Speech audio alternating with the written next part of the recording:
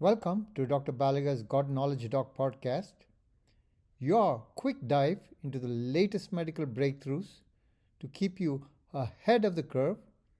Let's get started. Today is July 3rd, 2025. This video is on a JAMA article published online on June 30th, 2025, titled Lorundrostat in Participants with Uncontrolled Hypertension and Treatment-Resistant Hypertension, the Launch-HTN randomized clinical trial. Hypertension remains poorly controlled in over 40% of adults despite therapy. Aldosterone dysregulation plays a major role. 30% of hypertension patients may have it. Lorundrostat is a selective aldosterone synthase inhibitor showing promise in phase 2 trials. This was a phase 3 double-blind, placebo-controlled randomized trial. 1,083 adults with uncontrolled or resistant hypertension across 13 countries were participating in this study. They were randomized 1:2:1 to A, starting dose 50 of lorundrostat, then increased to 100 milligrams, 270 individuals. Second category, only 50 milligrams of lorundrostat. There were 541 individuals. The third category, placebo, 272 individuals. Duration, 12 weeks therapy after a 2-week run-in. The primary endpoint was at week 6. The demographics, mean age 61 years, 47% women, 29% black, and 63% were obese, BMI greater than 30. Outcome, change in automated office systolic blood pressure at week 6. Statistics ANCOVA with multiple imputation, power of 95% to detect a 3.7 millimeter difference in blood pressure.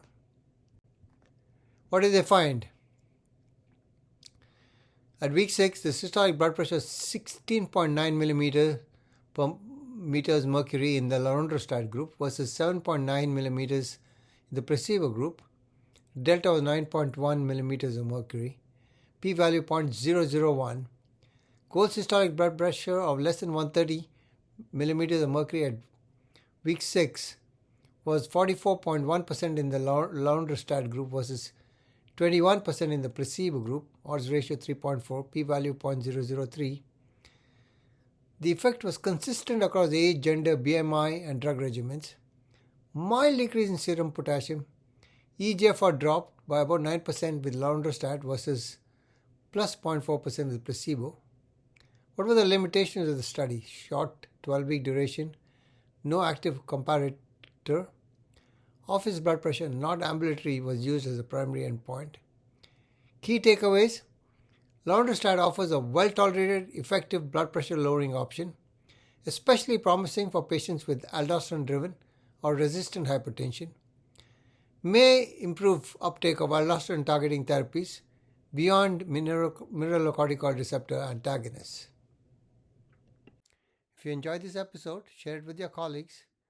When we change how we see disease, we change how we shape lives. Until next time, stay curious, stay compassionate, and keep seeking wisdom. Podcast brought to you by Master MedFacts at mastermedfacts.com.